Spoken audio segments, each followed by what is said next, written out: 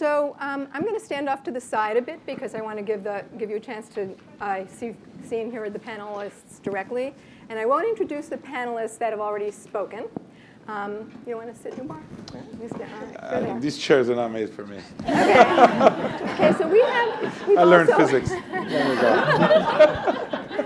So we have several startup companies out of MIT or with affiliations to MIT. And what I'd like to do is give them each a chance to introduce themselves so that you can hear what they are, where they are in their development, and then you can ask appropriate questions later on that might help you. So let's start with Patrick. Well, thank you very much, Cheryl and Tron, for the invitation. Really excited to be here. So I'll start with my background, I guess. So my accent is from France. I'm actually, as Nubar would say, the ecosystem actually made me an entrepreneur. I had no desire to actually be that when I came to MIT to do a PhD about 15 years ago. But there was so much excitement and really a need to translate what's happening in the lab and start companies that I sort of fell into it. So MIT PhD, serial entrepreneur, started 3 companies, 2 in the 2 in the diagnostic space. The latest one is in the drug delivery space. And what we've done is really solved one of the major problems that you have in delivering those very exciting and very new therapies called biologics.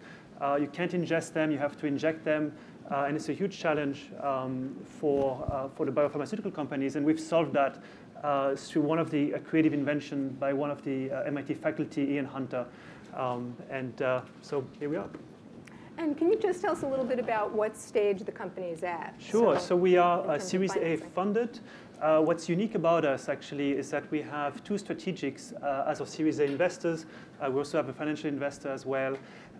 In fact, even more interesting is that those 2 strategics, one is a pharma company, actually funded some of the work at MIT. So we sort of have this 3-legged stool of the research at MIT, the sponsor who sort of carries some of the financial burden from the lab into a private company, and then us, the entrepreneurial engine, to really then make it a reality where we can take something that would take years to develop in industry and just make it happen very, very fast. So I think speed is really what we bring to the table that otherwise wouldn't be there.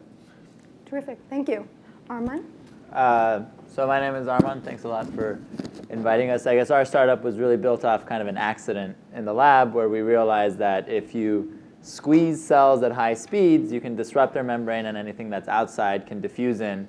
And this seemed to solve a very fundamental problem across biology where there were a lot of materials that you would love to get into cells to engineer their function, but you couldn't really do it with some of the conventional techniques. And so we started the company with myself, my 2 advisors, which were Bob Langer and Klaus Jensen, and also one of my friends who was working at Novartis at the time, Agustin. And we started off just $100K in funding just from the founders. And then when we saw it had momentum and people actually cared about squeezing cells, we raised $1 million from angels, which was in June this past year, I guess. And now we're going through our Series A VC funding. Terrific. Thank you. Chris? So I'm a co-founder of Manus Biosynthesis. We're an industrial biotechnology company spun out of MIT in 2011. And our company is really, I think, a fantastic product of the ecosystem that we've been talking about today. We are spun out of technology that was developed in Greg Stephanopoulos' lab in the chemical engineering department. The co-founders were myself, Greg, a postdoc in his lab, and a Sloan fellow. We took advantage of the industrial liaison program to negotiate our first partnership. We worked with the MLSC as well, and we're now at the point of having 30 folks working in a fair-sized research lab up the street a little ways here. And you want to talk a little bit about funding? Yeah, so we've taken a bit of a non-traditional approach. We have no institutional investors at this point. We raised a $500,000 angel round in early 2012, and since then have been working primarily off of R&D partnerships in 2 different industries. Great, thank you. And Michael Sima, why don't you introduce yourself? Yeah, I don't know exactly what I'm responding to. I want to apologize. I was late today. I realized yet another healthcare issue. My wife and I had an appointment at MGH, and you're probably not surprised they weren't on time. Yet another clinical need that I've uncovered in my research. The question is? So Michael Seam is a professor at MIT, Yeah. and you've also started some companies. Yeah, so I've been blessed from the ecosystem here also that I've started a number of companies in different industries, or helped start, licensed them from MIT and early in my career, and then more recently been really focused on health companies, health care companies, and focused on both therapy and diagnostics. And I've really benefited from the ecosystem. I know some of this discussion is about how to improve. It's hard for me to know how you could really improve what we have here today, because there's almost a direct line from scientific discovery to within month starting a company, and it's quite an amazing system that we have. But I also believe that there's some threats to what we have today, and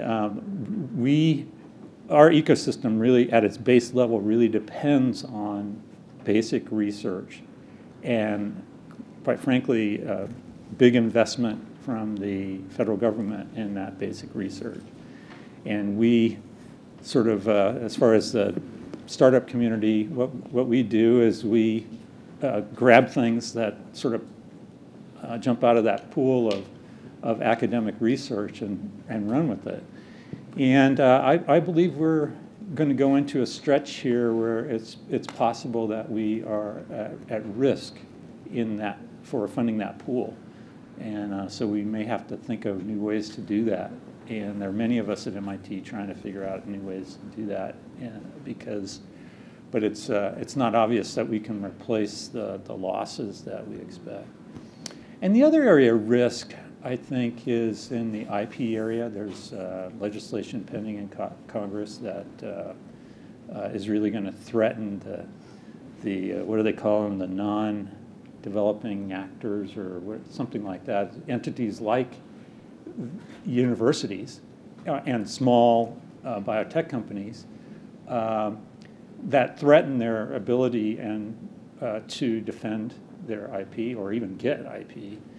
And I think that's a real risk. I mean, there was a couple of decisions. What was it, Mayo versus Proteus, a number of years ago, or 2 years ago, that are really being interpreted in a way that makes it very difficult to have any method-type claim without it being at risk for being considered obvious in the medical, especially in the diagnostics area. So these kind of risks are appearing on the horizon and really threaten the kind of ecosystem that you've been talking about this morning. Great, that's great. Thank you very much.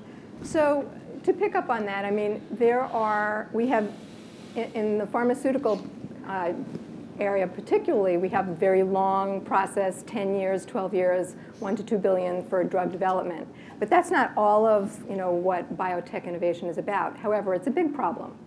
And then to go all the way through that, can one company, and this question would be directed to Tim, can one company address all of the issues from the R&D all the way through, which is historically what pharma has done?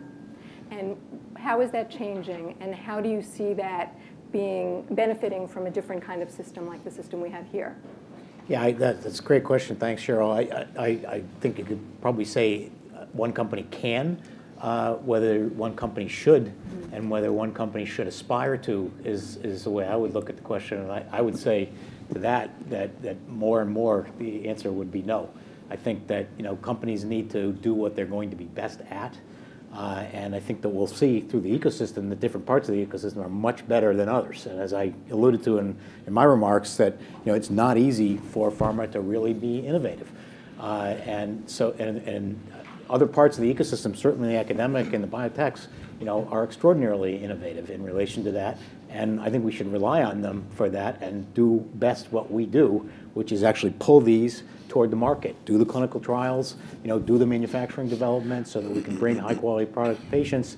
Those parts of it I think we can do really well. I think increasingly we're going to have to try to rely on where we can get the innovation and then try to translate it into the product to patient.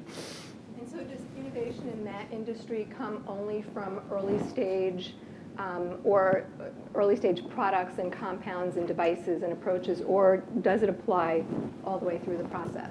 I think all aspects of the process need innovation. Actually, manufacturing innovation is a huge area. The infrastructural costs of the capital in biotech are unbelievable. I had a slide that I took out of this that showed like 4 million liters of standing stirred tank capacity across the industry, which costs, our Grange Castle plant probably cost, which only had 72,000 liters, cost around $1 billion. Multiply that out, it's a lot of money, and maybe a quarter of it's vacant at any given time, which is an unbelievable amount of cost to carry. Moving to flexible manufacturing approaches that are much more nimble is requiring a lot of innovation, and that's just an example that's sort of more on the manufacturing end of things that I think we're going to be transforming as well. So how do you put your challenges out to sort of the venture, the entrepreneurial community, like what Nubar referred to, or to the academic community where Michael Sema and Jeff Karp sit, so that they can hear what your challenges and what your problems are? It's probably not as centralized as we'd like it to be. And I don't know if that's the right way. There are many different people doing it across their own spaces. So I'd say our reach is in various areas, and we have groups that are trying to reach out. And I mentioned my external research and development innovation colleagues that are here. That's their job, is basically to try to connect our interests. They're coming to us and asking us, what do you need? And then they're going out and they're showing up in all the various venues where they can try to reach people. I don't know, it's not a perfect answer, but we're trying to do our best. Okay. Nubar, tell us a little bit about how you promote entrepreneurship and how you are there targeted ways that you promote it, or is it very random? When you say promote, you mean to large companies or promote people joining the community? Joining the community and starting companies. Well, I think in the Boston area, it hardly needs promotion. It's kind of, I have kids in high school that are kind of seeing if they can start a company, not only in the internet space these days, but they're doing pretty potent stuff in using synthetic biology tools, for example. It's really remarkable how I do actually think that there's a whole nother discussion we should have as to whether entrepreneurship will look like it looks today 10, 20 years from now. I think it's going to change dramatically because this all came about kind of by accident over the last 50, 60 years. People like Ken Olson and others in the Boston area and many in the West Coast basically weren't thinking what they're doing is going to lead to tens of thousands of people starting companies every minute. That, the way we do it today is not that different than the way it was done back then. And so we're kind of all scrambling. So I think one thing, I'm going to answer your question, but I think one thing is to realize that if you're a student today, actually you really should arm yourself for a career in it as a professional entrepreneur. And when I was a student at MIT, people would have laughed if you thought that you could be a professional entrepreneur. I've only ever been an entrepreneur, and there's probably half this room has only ever really been an entrepreneur. And so if the world is going to produce 2-3 log more entrepreneurs than it ever did, again, people who take things that look like there's nothing there and extract value out of them better and better, more efficiently, how are we even preparing these people?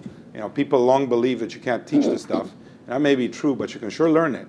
If you can't learn it, then the people who do it multiple times wouldn't be better. And yet they demonstrably are much better.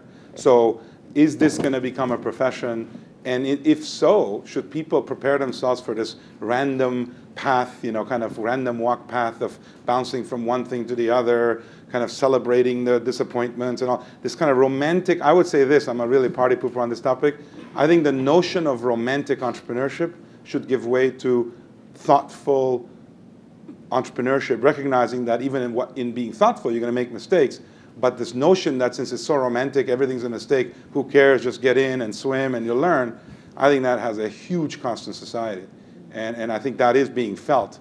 I think the failure rate will definitely go down 10, 20, 30 years from now. Definitely go down. So then how do you see entrepreneurship changing in 10 years?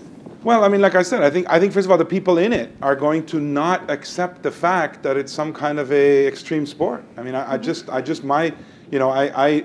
being in this industry for this long, I, in a way, resent, I like celebration because I know you get what you celebrate, but I don't like gamification. I don't think we need stars on the ground and say these people were like stars like in Hollywood. This is a profession. I don't see any stars on the ground for a great neurosurgeon. They're a profession. Some are great, some are not so good. Same will be with entrepreneurship. But this notion that it's somehow something you do if you have, if you can't hold down a job or if you have attention deficit or all these things, no, I'm not kidding, right? Or you're an immigrant, right? How many people in your room think that if you're an immigrant, you have a better chance? I mean, those are all kind of things that people observed.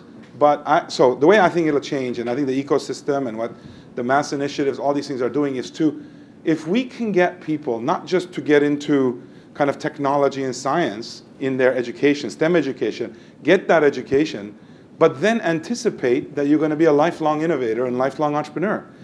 And then some of those people will end up in big companies because it's a mindset. If you're uncomfortable with status quo, you will innovate, right? And over life, you'll get more and more comfortable with status quo. But if you're uncomfortable, you should be an innovator. If you're comfortable, you should try to extract more value out of the status quo. That's the way I look at the world. MIT graduates a lot of people who are uncomfortable with status quo. That's what society needs. More of. Great. That's really interesting. It almost makes me think that entrepreneurship will be taught almost like English and science are taught in the schools so that you can always think about innovating. Susan, tell me a little bit about how Massachusetts tries to differentiate itself and keep this entrepreneurial environment strong and growing. Because it seems to me, in a way, you're taking advantage of a very tremendous ecosystem with a critical mass of academic institutions. Could that still be so successful if you weren't in such a highly academic environment? As I said earlier, I think that a lot of ingredients were here in the academic institutions would certainly be one of them that were necessary but not sufficient.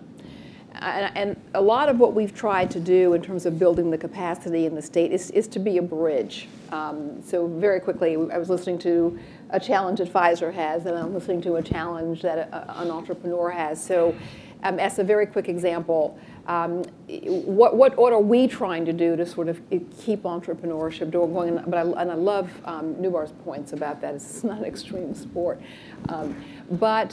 So I mentioned we are a funder of the business plan competitions. We support a big funder of the MIT 100K competition. We are funding places for young companies to grow. We are providing young companies with interns. They select those interns, we pay the stipend. So they choose, we pay the stipend. I was really happy to hear Philippe say that he's used, Patrick, I'm sorry, used four interns and hired all of them? 100%, yeah. So that's great. But say for a company like Pfizer, Pfizer needs to link into entrepreneurship. So one of the things that we know is that institutional investors, corporate investors are looking for new sciences, new technologies at a certain state of development. It's been de-risked a bit. And so we feel that that's a role that actually we can play with all of these experts looking at this from a multidisciplinary perspective. So we provide a lot of funding directly to early stage companies. We then expedite a look by big companies at this pipeline of early stage technology with the approval of these entrepreneurs. So some of it is kind of de-risking and matchmaking, and as one of my colleagues, Luis Barros, liked to say, it was a perfect example, sort of getting the companies ready to go to the prom, right? So we sort of help them get dressed to go to the prom. And there are a lot of young companies and what will happen is then investors will come in behind us or alongside of us because we've helped these companies create value. And then often a large company will come and either help develop that technology or acquire it. So Sanofi, for example, acquired one of the first companies that we funded. Roche has acquired some companies. J&J has acquired some companies. Baxter just acquired a company last year, 2014, AESRX, which has a really cutting-edge therapeutic for sickle cell anemia. So a lot of what we're trying to do as well is just be the bridge between big companies that are saying, well, we're looking externally for innovation, young companies who are saying, well, we're trying to innovate, but we need some support to sort of get there and to sort of help them meet in the middle. So the academic institutions play a really, really important role in that. We have a lot of tools that we use and a lot of financial incentives to sort of bring industry and academia closer together. So a lot of what we're doing, as I said earlier, is we're building capacity by strengthening the ecosystem, and that's strengthening all those connection points. So it's a bigger view. Yes, the academic institutions are and always have been critical, but not sufficient. You know, this is not all going to happen just because MIT's been here for a long time. Wellesley College is the sister school to MIT. So I've been coming to MIT for one reason or another since 1968. So MIT's been here for a long time in all its glory, and I mean that sincerely.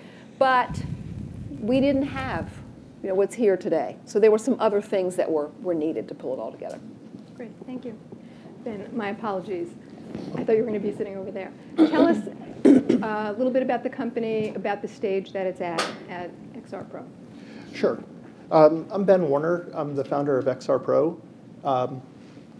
My background is I've got a PhD in chemistry from MIT. I then spent 10 years at Los Alamos National Laboratory working on various defense technologies and developed several technologies that turned into startups. So after a couple of startups got spun off, I decided to do it myself and went with the next technology that my group developed. This came out of the metallurgy and defense fields, and it was a very rugged technology built for national defense, and we optimized it and improved it so that it became a high-throughput, label-free measurement system for measuring functional assays, for performing functional assays for a large number of pharmaceutical tests. We've been around for almost 10 years.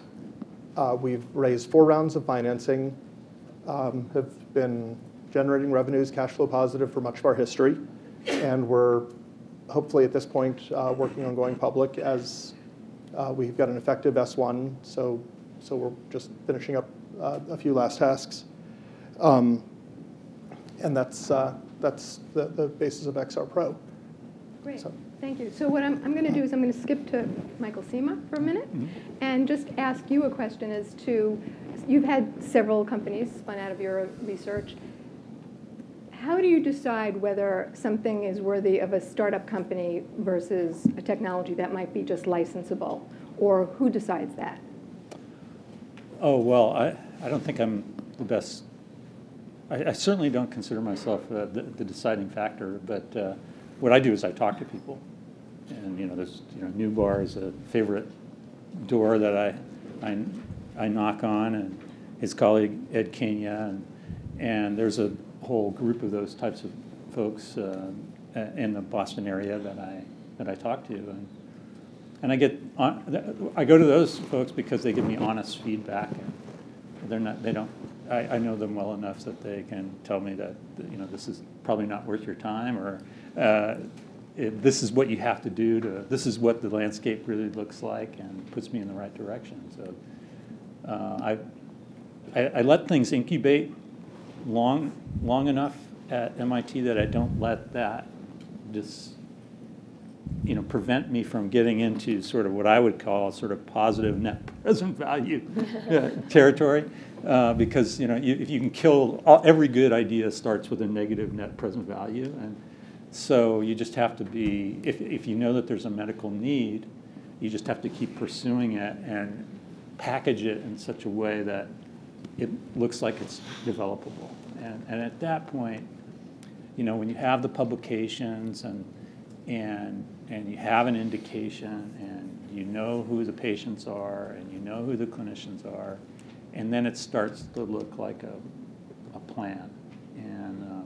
And that comes from talking to a lot of people. I spend a lot of time at MGH with colleagues same way, asking them, what does this have to look like to be something that you could actually use?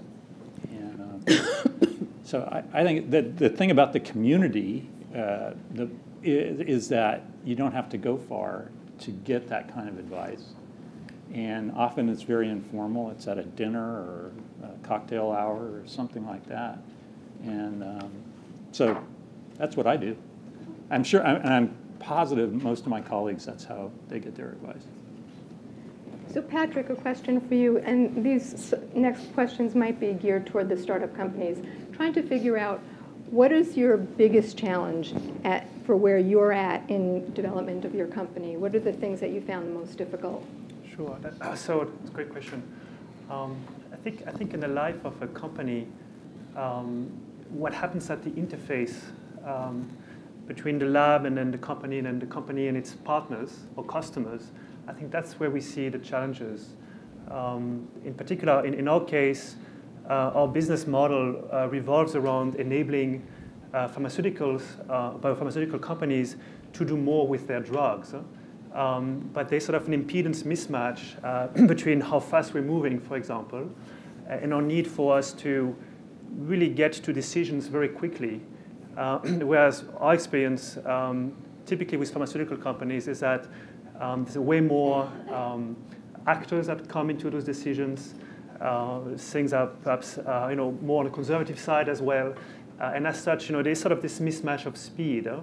And if we're not careful, if we don't sort of feed our pipeline, it could be that we end up with nothing, at the end. And so we run out of money before we can do any of those great things we want to do. So I think that's probably the biggest challenge that we have on a day-to-day basis. Otherwise, everything's great. I mean, we've got a great team, we've got great technology, we're fully funded, we've got a lot of money for quite some time. But it's sort of, and it's very interesting. So we're very entrepreneurial in what we do, and it drives our pharma partners nuts because we go around and we try to make things happen and so on. But this is what we do, and so we'll continue to do so.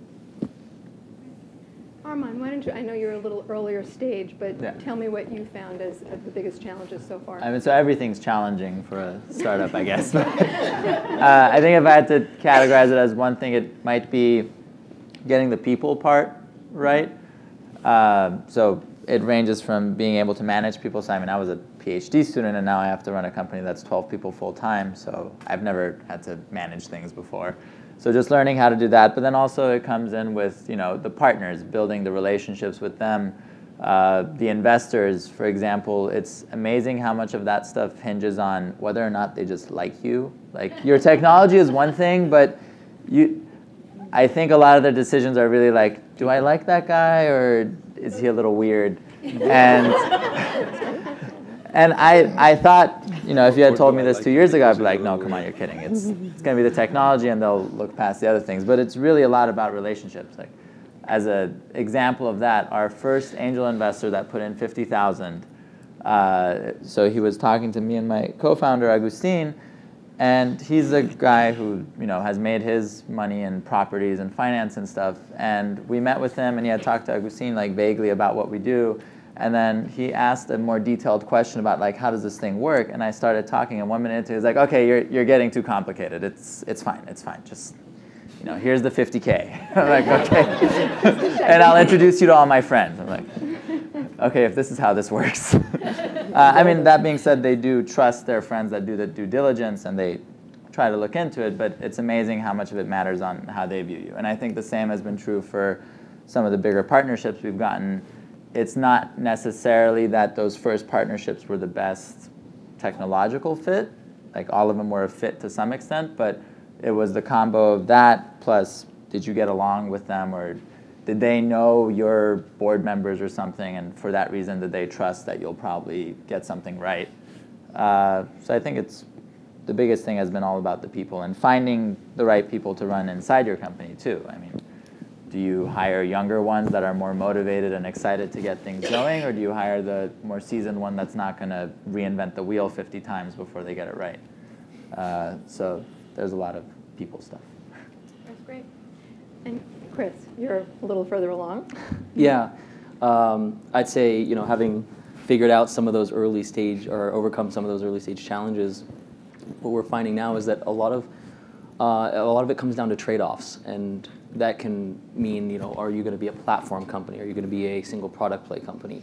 Is it the big market with the long-term value, or the shorter, lower hurdle market to address first? And how do you balance diversity versus putting all your eggs in one basket, and choices between personnel, experience versus hungry, and then having the confidence, even in an inexperienced setting. I mean, we were all first-time co-founders of this company. The confidence to make those decisions and plot a course that you're willing to stick with and fight for. Us taking on a relatively unique business model. We've had unique challenges that have come from that, and choosing our partners and finding folks who are willing to, especially in industries that are not used to the timelines of biotechnology and the long cycles, and finding folks who are willing to stick through that process with you and work together to figure that out and help you make those hard decisions. Of course, going back to the early days, Professor Seema talked about talking to people and figuring all those out. So when you don't have the confidence to make those hard decisions, you have your advisors, you have your confidants that you go and you talk to. For us, it was a lot of our professors at the time saying, yeah, you can do this, right? And here's, talking through those trade-offs a lot of the time can be really, really helpful. And Ben, I want to give you the chance because you've been in a company that's established just a little bit longer. It's, yeah, I mean, we've been fortunate to have survived many of the challenges that were brought up, and have run into one that I knew was coming, but hadn't really expected, which is scaling. We've been around for a while, and for a long time, as the founder, you have your hands on everything. When every pencil breaks, and every aspect of the company, and then you get to a stage where there's just more of it than you can personally be involved with, and at that point, you need to put structures into place to so that that this client's being handled properly without having to double check all the data and so on. And so we're at that stage, and we've just brought in more experienced management from large pharma to help get these structures in place, and not be so, frankly, dependent on just one or two founders and early employees. So what I'd like to do now is I can ask questions all day, but I'd like to open this up to the audience because I think there are going to be things that you might want to ask this whole panel about, and feel free to raise your hand. John? Yeah, I'd like to ask a question about there's some opposing views maybe a little bit on what's important in the ecosystem. Susan, you were talking about bringing in the larger companies as a sign of health to the ecosystem and the success of the efforts that are being made as part of this billion-dollar investment. And Nubar, you made a comment that maybe the large pharmaceutical companies, particularly in a presence as dense as Kendall Square, perhaps, in some ways can be a threat or a negative to that. I just wanted to see you two duke that out. I give up. No, look, I certainly think that the presence of so many big pharma companies here in Kendall Square, I think it's changed the profile of Kendall Square. I think it's changed the ease of access. I think it's turning Kendall Square into like beautiful glass towers, which is very different from, you kind of walk out and you run into people everywhere. It's creating some, as you said, crazy price points.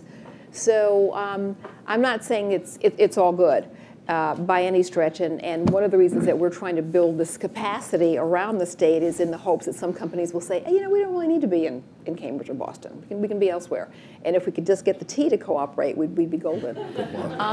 But I use that in two ways as a measure of success. Obviously, the growth of our young companies is critical. And what I really was trying to say is the state's commitment to helping grow young companies has been extremely attractive as a magnet to bring the big companies here because they want to swim in that same pond. They need them. They need those young companies. So On the one hand, because I'm an economic development organization, job creation is a big metric. And the big companies come and they'll bring hundreds of jobs at a time. But does it mean that we care any less about the companies that are growing one person at a time? Absolutely not. That's where the innovation is taking place. That's where what I meant when I said it's bottoms up. And I do. I think it's creating some real challenges that everybody's crowding here in Cambridge. And I'd like to really see if we can figure out, isn't there some way that everybody could still find ways to be connected and take advantage of some of this thought density without having to all be crowded here? Because then I think you start to lose some of what has made Kendall Square a great place to be. So that's my thought. Newbar, what do you think? I mean, no, I don't disagree with me. I think, no, yeah, that's right. I already gave up on that. Look, I don't think that it's. I actually don't. I do think that the biggest kind of driver of the change in this ecosystem, of course, over and beyond capacity building, is the entry of the pharmaceutical companies. There's no doubt that it has been a major transformation. I think any entrepreneur who says otherwise hasn't been here before. And so that's been a net huge positive. But what will become interesting is how these large companies think about accessing innovation. And I think there it's a, it's a hyper experimentation period. Yes. So what I'm just saying is that's got to settle out a bit. Right? And at the same time, by the way, even before the pharma companies came in, you had all these alternative funding models that came to be because there is an insatiable appetite for money. The reality is there will always be much more. In 1987, when I started my first company, I thought there was a funding gap. And I realized that once I got funded, I didn't think there was a funding gap. Everybody else thought there was a funding gap. And that's going to continue. So everybody who thinks that this funding gap somehow goes away based on more money, just not true. It's a lot easier to come up with ideas than money. But I think the question is going to be, as you look at entrepreneurs, I'll give you one little example. I was at a dinner last night, and there is a particular tech, just case in point, just down the street. There's a particular kind of interesting hot area in biology. A professor, not here actually, from out of the state, has developed some interesting early lead approach to this, has some animal data, and wants to go into the clinic in an area that nobody's ever succeeded clinically. So there's no real good markers. There's a whole bunch of diseases that fit that criterion. Now, they're out talking to investors who are telling them, do nothing other than take that thing in the clinic, and if it's wrong, just shut it down. They're talking to investors that are telling them, don't rush into the clinic, because actually, if the answer is no, you as a founder have nothing. The company is fine because they can back off. And so you're getting these, so that's a good thing. But what you find is that you're not really going to know what's the right thing.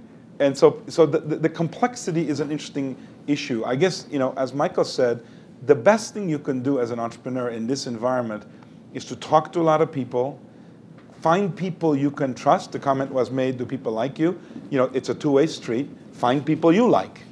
And at the end of the day, realize that these things end up being kind of pretty long journeys. If you interviewed 100 so-called successful entrepreneurs, whatever your definition of it is, and then give them the truth potion, every one of them will tell you that their company was nearly dead before it succeeded. 100% of them. I don't know of a single case. Yeah. How can that be and yet be such a deterministic, rational, it's not. There's a lot of turbulence. So if you're with people who can kind of guide through that, I think so that the complexity is going to be lots of alternative points of view. If I'm a pharma company, I want to have 15 bets, whichever one actually goes forward. So these option deals make sense. But if I'm an entrepreneur and I want to build the first, microbiome company, is that a good thing for me? Those are questions that we never had to think about before. Now we're having to think about them. If I may add the entrepreneur's view, actually, because I live in the ecosystem, I am actually very worried that sort of this level of access that we used to have may become actually way more difficult given that the rents are going up. So I sort of had an insanely high deal last year, which was $50 a square foot. I guess now it's 90, which is really insanely high. Literally. We are benefiting from being in the backyard of MIT. The recent graduates want to work with us. The less recent graduates want to work with us as well because they're sort of in the area. I don't think we would have been able to actually get that level of talent had we been in Burlington or in the outskirts, where actually back then the rents were $20 a square foot. So I think there is a trade-off that's we will feel it. And as we grow, it's a big question mark if we can remain in Kendall Square. And I think because MIT controls most of the land around MIT, I think MIT may have a role to play there. I don't think it's in the endowment's view at this time. I think it should be in some ways, because there is a discontinuity that will happen at some point. Sounds like rent control. I haven't said that. Mixed housing. I haven't said that. Another question? I'd like to ask the panel if they could share experience that might help us all understand success in balancing breadth of knowledge with depth of knowledge. My name is Howard Fingert, and I work at Takeda. I also am a volunteer at the FDA for what's called the FDA Oncology Drug Advisory Committee. I'm the industry representative. And one of the things I've been saying is just to share what's behind this, is the companies that fail and the companies that succeed. And one component of that is the shallowness. And there's this expression about being a mile wide but an inch deep. Yeah. And you know, I'm very pleased how Pfizer, where I used to work, is now broadening and widening all these centers in different cities. But how do you balance that with getting the right people at the right time, with the right kind of advice, with the right depth of knowledge, to have a sustained contribution? So I'm not just talking about the dollar contribution. I'm more talking about the intellectual contribution, so that you're one of the ODAC people that succeeds in getting a product that really makes an impact on human health. I guess I'll take the first shot at it. That's a hard question, though. Howard, thanks. I mean, it's fundamentally, it's a big challenge. I mean, we've talked about, you know, decision-making challenges within the company. And, you know, one of the difficulties is there are many different opinions of very smart people all over the place. And if you were put in the enviable position, if you wish, of being king, you know, within the company and having to choose, that's a really hard place to be.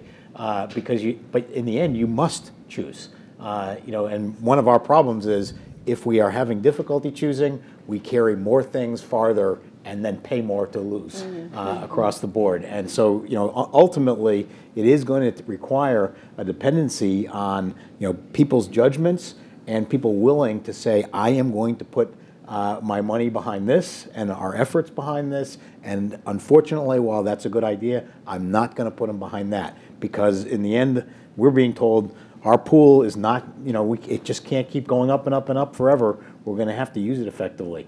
And that's something, I mean, recognizing that you have people that are always hungry mouths to feed, that you're not going to be able to service them all, you know, actually accepting that, you know, probably will help our whole management team to be more willing to join in those decisions.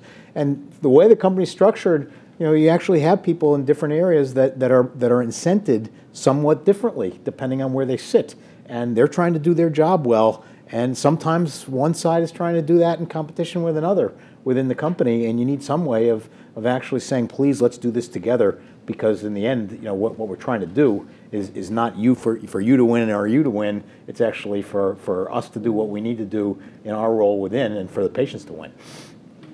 That really is not an easy answer, Howard. I would respond to your question about depth. I don't think you can do any product in human health without it being, the company has to become the world authority in that. I speak to Taurus Biomedical, a company I helped start, sold a product this past summer for a urological disorder, and they were successful in that campaign because they became literally the go-to place to understand the basic science behind this disease and all the clinical data that was there. There was no place else in the world, there is no place else in the world that you can go to get that kind of depth of knowledge. And I think that's true of any successful biotech company working on a product for human health. They have to become the experts. So they need that depth.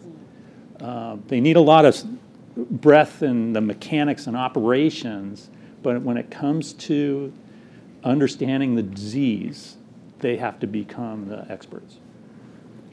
I guess one of the things I wonder too, and I don't know if this is really will answer your question, but I wonder if, and certainly something we're thinking about and trying to do at the state level is, it's getting harder and harder, I think, to create all that depth in one place. So maybe one of the things you do is you really try to find places for that expertise to come together, so that in a collaborative way they create all that depth. So you have convening spaces, one where people can come together. We've helped create some really interesting consortia. There's a neuroscience consortium which has 7 of the global leaders in neuroscience that come together. They look at opportunities to jointly fund, and they bring all of the talent of their individual companies and expertise together to work with now the PIs that they have funded. So in some ways, they create the depth by relying on the breadth, but they work as a team. So maybe those are some ways to address that, because I think it does get harder and harder, to have those concentrations in a place-based kind of way. I would add to that, even not being in the pharma side of things, we find that biology in general is so complex compared to any of the economic areas that we address today. And as a startup company, you have to have all of the depth. Otherwise, you're just not going to succeed. In fact, it's a bottomless pit, really. You can't have enough depth in a biotechnology startup company. But what we find is that we provide the depth in areas for the dinosaurs of our industry, of the markets that we try and address. We provide the depth in areas that they simply can't meet economically for their business model. It just doesn't make sense for them to try and address that depth outside of their markets. So we're going to have to, my apologies, we're going to have to wrap this up. And what I'd like to do is pose a question to each of the panelists who obviously represent a very diverse part of the ecosystem. And we're very appreciative of you coming here. Please, just in a short bit, tell me what you would like to see as the next potential improvement, or maybe the biggest challenge to the ecosystem, to the innovation process, that you think might really help make a difference. Who would like to start? I'll jump in. From my point of view, I guess the rushing to a business model very early is something that I don't like to see. And it ends up being constraining. So you see a great technology, I think it needs some time to grow. And sometimes the need for funding ends up rushing to say, how are we going to monetize this immediately? And it ends up putting it in a box. And I always feel like that's going to end up affecting its long-term impact. And trying to figure out a way in which it might have some more time and funding to mature and to think and consider before an opportunity like that has to be converted into a business would be awesome. And I don't know exactly how that will work. Maybe there needs to be in some cases, technologies are not going to go directly from the startup all the way to its full industrialized application. But there are companies that sort of sit in between even, and they might be able to help nurture and understand and fully develop that into a business.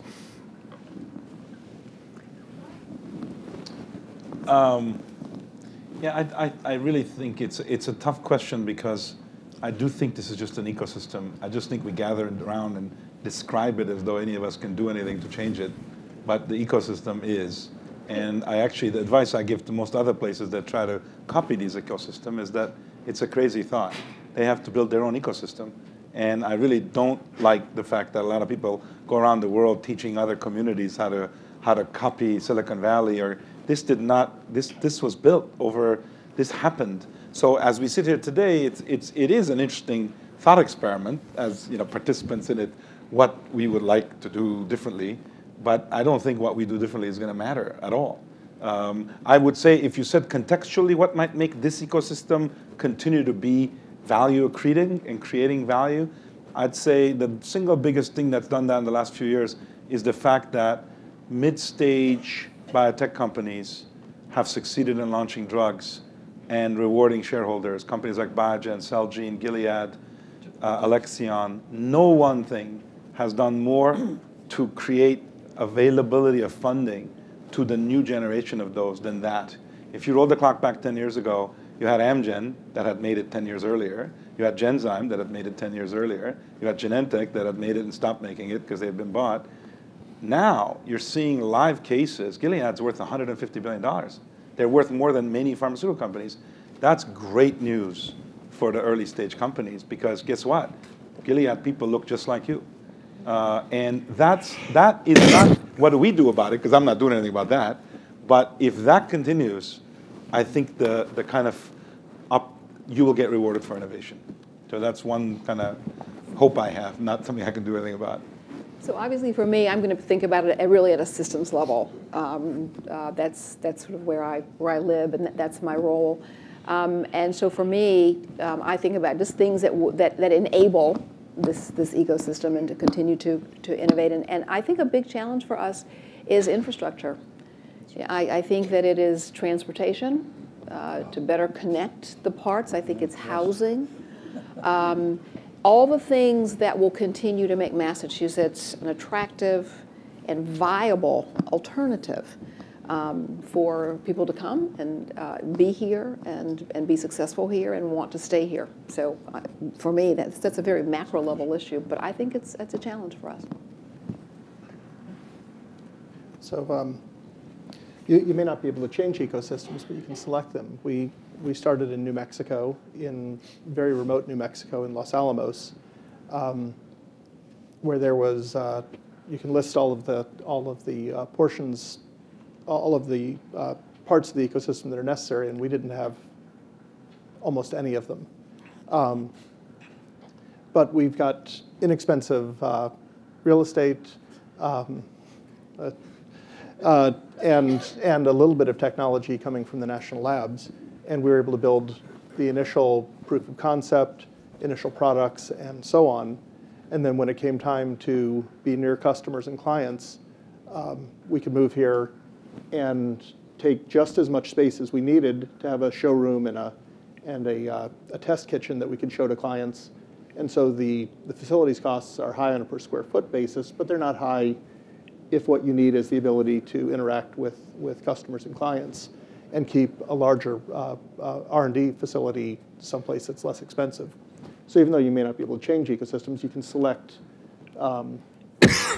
where you're going to be located and for what purpose you're going to be located there. See, we'd like you to have your R&D here, so we need to find a way. So we have to find a way to make it cost-effective for you to do that. That would take convincing my wife to move our family, so that may be out of the picture. So I greatly benefited from this ecosystem, and I think it's really remarkable. I mean, when I start my next company, I cannot think but one place to start it, which is here, because I know it will be most likely in a healthcare system that I will do so.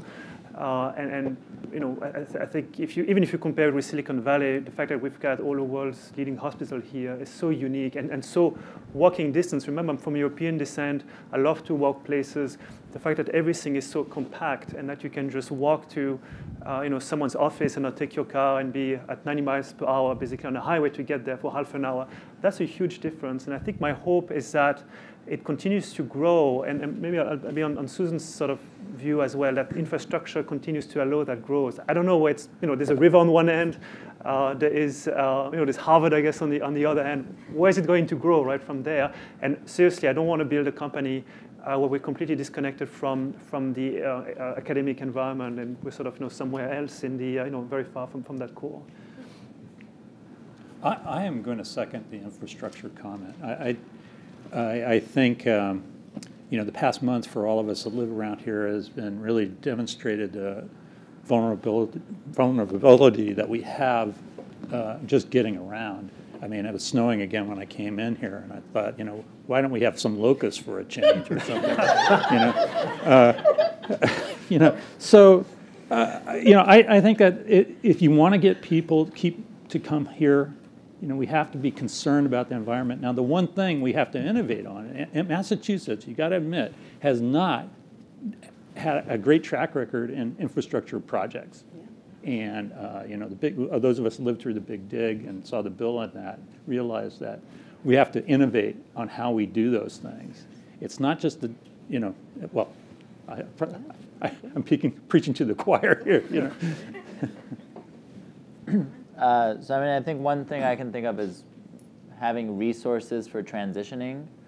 So, you know, let's say you're at MIT, you came up with something in an academic lab. The moment you incorporate and join the company, you're out because of the conflict of interest rules, et cetera. And now you have, you know, new technology, new team, and oh, by the way, you don't have a lab. Good luck trying to set something up with the rents over here. So if there was some resources that could help facilitate that transition, I think it's in everyone's benefit. So I don't know if that means an incubator space at MIT where if your stuff's coming out of the lab, like, okay, you can be here for a year for X amount of rent and then you can move on. Or if the big pharmas like to allow some of their spare capacity to go towards startup work, because every time we go to one of our partner sites, I see like a room full of machines that no one's using. I'm like, can we just, you know, camp out here for a month and we'll pay you, I promise, but you're clearly not using that thing.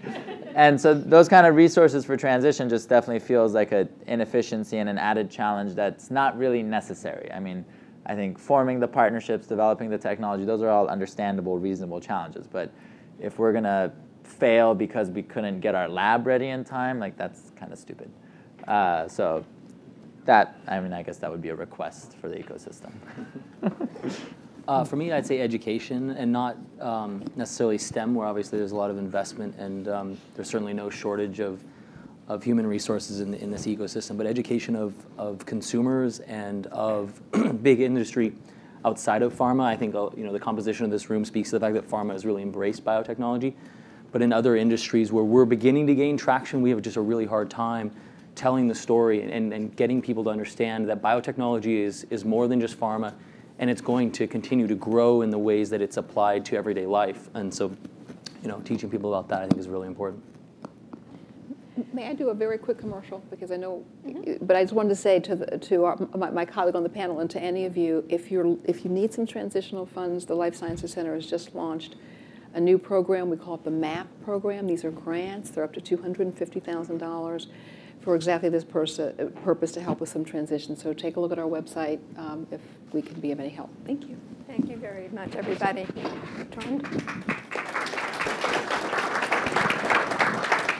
All right, so I think we've heard about cockroaches, we've heard about ecosystems, and we've heard about when I'm going to start my next company. I like that phrase, right? So this is not just any random place. When I'm going to start my next company, then that's what's going to happen. Before, and we're not Hollywood Boulevard. We are not, indeed. And there are no stars on the floor. We have topics like fail better here for our speakers, but it's a very smart thing. You should, and what Anjali means with that is very smart. It's not just successful people should fail more often, cheaper, and better. So I wanted to acknowledge all of our speakers. So please, when I list their name, this is Tim. Thank you so much. Thanks a lot. Michael, thank you very much for your contribution. So that's the other book we have for them is Leading Digital. Again, you know, George Westerman, Didier Bonnet, Andrew McAfee. These are wonderful thoughts about, I guess, the here and now, but also about the future. So failing and thinking about the future, we do that better at MIT than we do stars in Hollywood Boulevard. Susan, thank you very much. Thank you very much. Patrick, wonderful contribution. Chris, great. And to all of you other startups in this room, we are here for you to have these kinds of events. Armin, thank you very, very much. We can put you on stage. We can perhaps connect you to companies. And we're here to serve and to connect between startups and industry. Ben, thank you so much. Nubar, it was a pleasure. Thank you very much. And thank you to the audience. I apologize that there wasn't even more time for audience discussion. This is the format we have chosen so far, but you can vote with your feet and you can vote in the survey we will send out to you as you walk out this room, literally, you know, to tell us what we can do better. We will be around next month with an energy event. We have all kinds of events coming up. Please spread the word. Even though we are not officially launched, as my big boss said this morning, we're launching very, very soon. And we hope to be around and contribute in any way we can. Thank you very much for your time. We highly appreciate it.